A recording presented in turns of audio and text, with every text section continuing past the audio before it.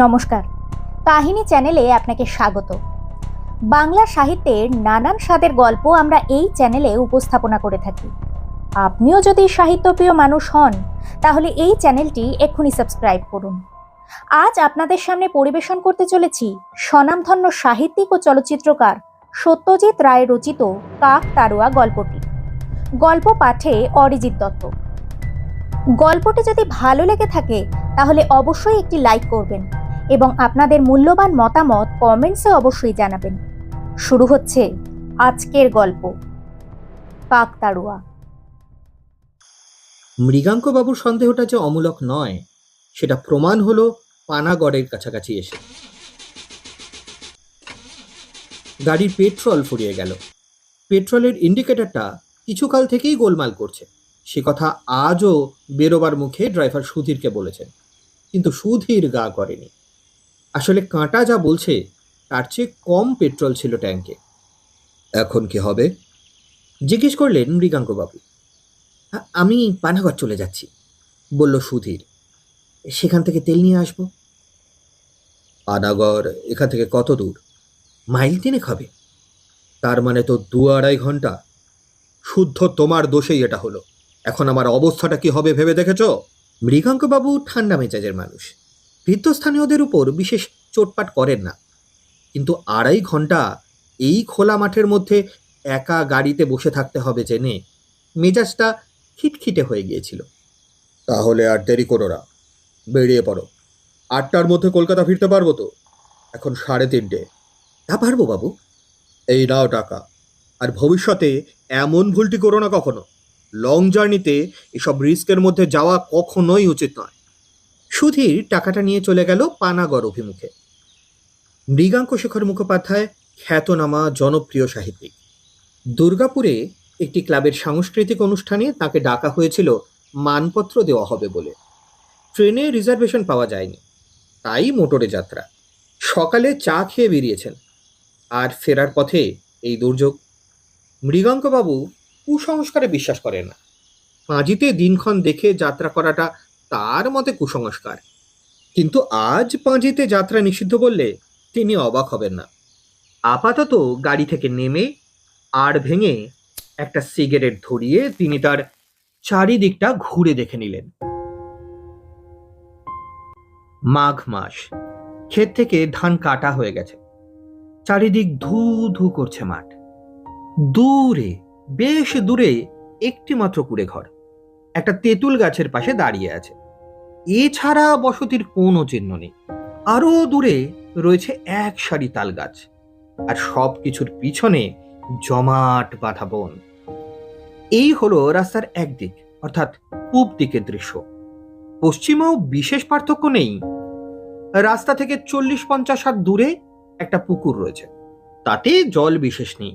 গাছপালা যা আছে তা 2-1টা বাবলা ছাড়া সবই দূরে। এদিকেও 2টি কুঁড়ে ঘর রয়েছে, কিন্তু মানুষের কোনো চিহ্ন নেই। আকাশে উত্তরে মেঘ দেখা গেলেও এদিকে রোদ। মাঠের মধ্যে দাঁড়িয়ে আছে একটা কাকতাড়ুয়া। শীতকাল হলেও রোদের তেজ আছে বেশ, তাই মৃগাঙ্কবাবু গাড়িতে ফিরে এলেন। তারপর ব্যাগ থেকে একটা গোয়েন্দা কাহিনী বার করে পড়তে আরম্ভ করলেন। এর মধ্যে 2টো অ্যাম্বাসাডার আর একটা লরি গেছে তাঁর পাশ দিয়ে, তার মধ্যে একটা কলকাতার দিকে, কিন্তু কেউ তার অবস্থা জিজ্ঞেস করার জন্য থামেনি। মৃগাঙ্কবাবু মনে মনে বললেন, বাঙালিরা এ ব্যাপারে বড় স্বার্থপর হয়।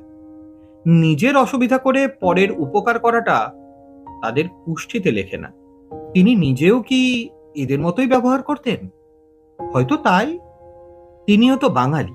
লেখক হিসেবে তার খ্যাতি আছে ঠিকই, কিন্তু তাতে তার মজ্জাগত দোষগুলোর কোনো সংস্কার হয়নি।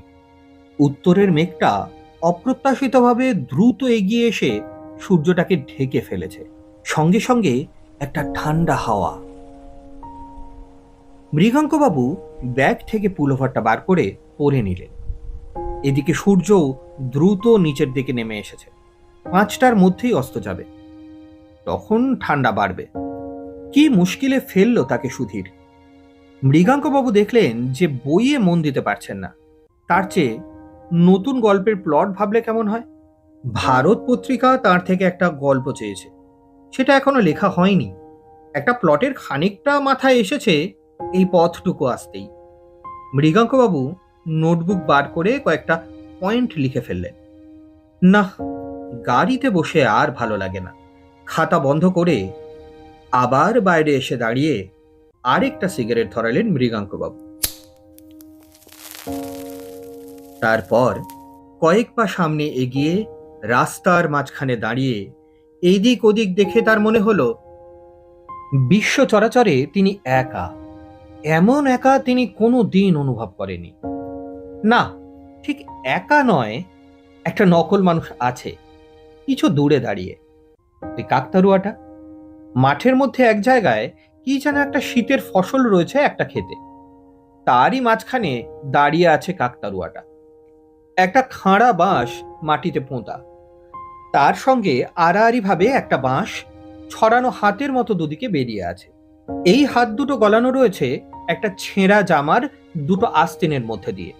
খাঁড়া বাঁশটার মাথায় রয়েছে একটা উপুর করা মাটির হাঁড়ি। দূর থেকে বোঝা যায় না, কিন্তু মৃগাঙ্কবাবু অনুমান করলেন সেই হাঁড়ির রং কালো, আর তার উপর সাদা রং দিয়ে আঁকা রয়েছে ড্যাবা ড্যাবা চোখ মুখ। আশ্চর্য, এই জিনিসটা পাখিরা আসল মানুষ ভেবে ভুল করে, আর তার ভয়ে খেতে এসে উৎপাত করে না। পাখিদের বুদ্ধি কি এতই কম?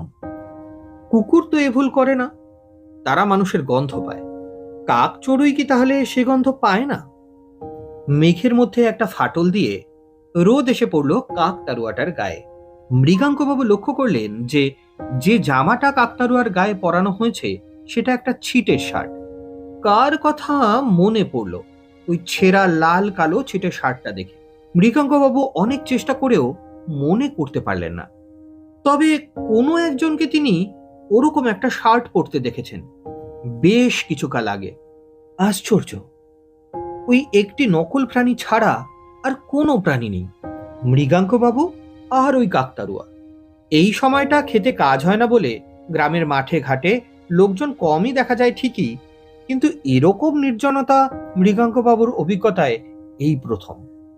মৃগাঙ্কবাবু ঘড়ি দেখলেন, 4:20, সঙ্গে ফ্লাক্সে চা রয়েছে, সেইটার সদ্ব্যবহার করা যেতে পারে। গাড়িতে ফিরে এসে ফ্লাক্স খুলে ঢাকনায় চা ঢেলে খেলেন মৃগাঙ্কবাবু। শরীরটা একটু গরম হলো। কালো মেঘের মধ্যে ফাঁক দিয়ে সূর্যটাকে একবার দেখা গেল। কাকতাড়ুয়াটার গায়ে পড়েছে লালচে রোদ। সূর্য দূরের তালগাছটার মাথার কাছে এসেছে, আর মিনিট 5 অস্ত যাবে। আরেকটা অ্যাম্বাসাডার মৃগাঙ্কবাবুর গাড়ির পাশ দিয়ে বেরিয়ে গেল। মৃগাঙ্কবাবু আরেকটু চা ঢেলে খেয়ে আবার গাড়ি থেকে নামলেন। সুধীরের আসতে এখনো ঘন্টাখানেক দেরি। কি করা যায়? পশ্চিমের আকাশ এখন লাল, সেদিক থেকে মেঘ সরে এসেছে। চ্যাপ্টা লাল সূর্যটা দেখতে দেখতে দিগন্তের আড়ালে চলে গেল। এবার ঝপ করে অন্ধকার নামবে।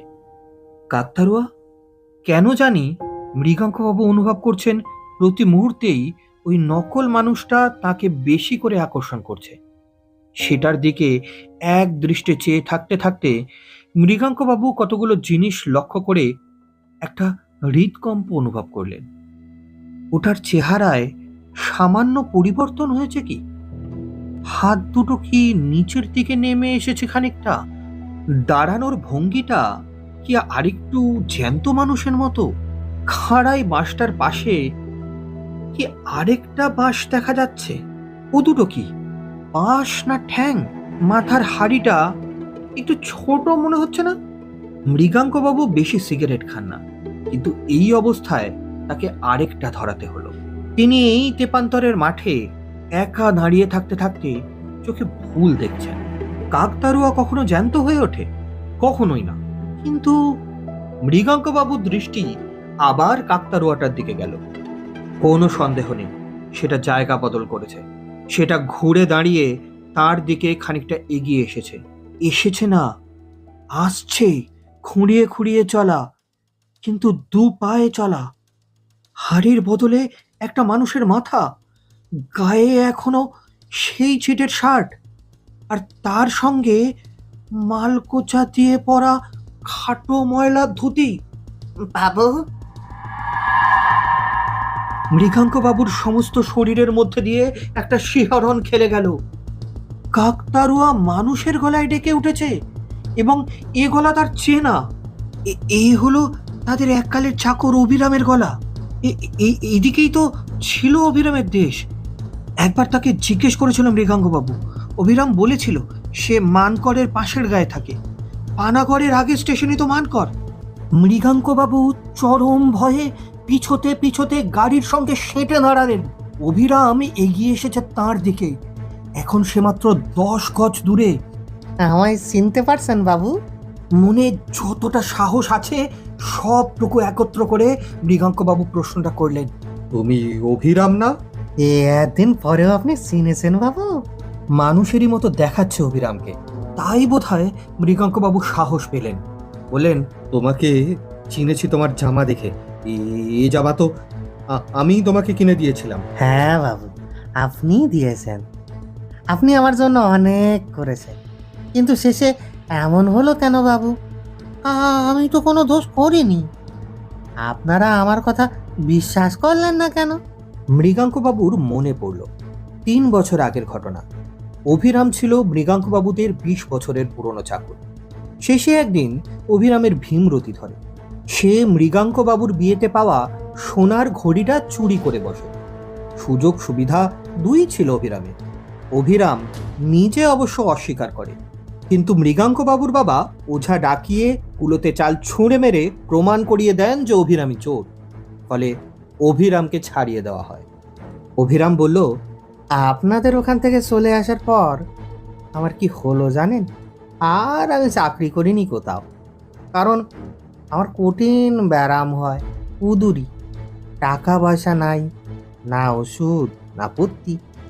সেই ব্যারামই আমার শেষ ব্যারাম। আমার এই জামাটা ছেলে রেখে দেয়। সে নিজে কিছুদিন পরে, তারপরে সেটা ছিঁড়ে যায়। তখন সেটা কাকতাড়ুয়ার পোশাক হয়। আমি হয়ে যাই সেই কাকতাড়ুয়া। কেন জানেন? আমি জানতাম একদিন না একদিন আপনার সঙ্গে আবার দেখা হবে।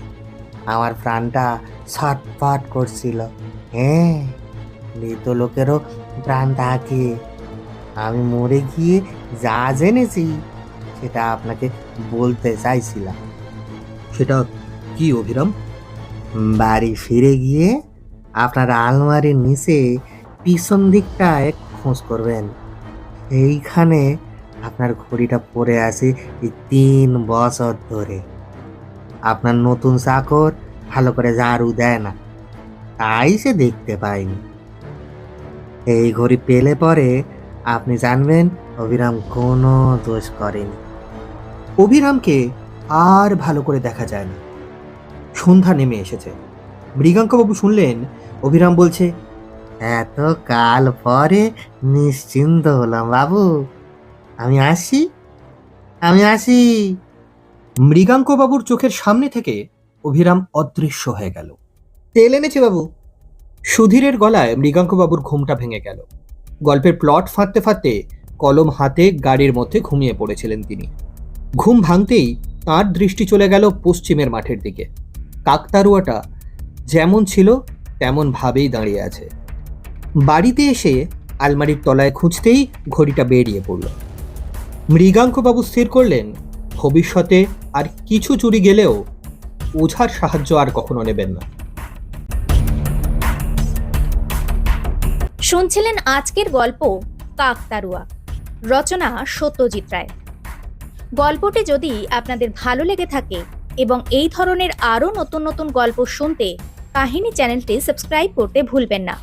আর লাইক, শেয়ার ও কমেন্টস অবশ্যই করবেন। ধন্যবাদ।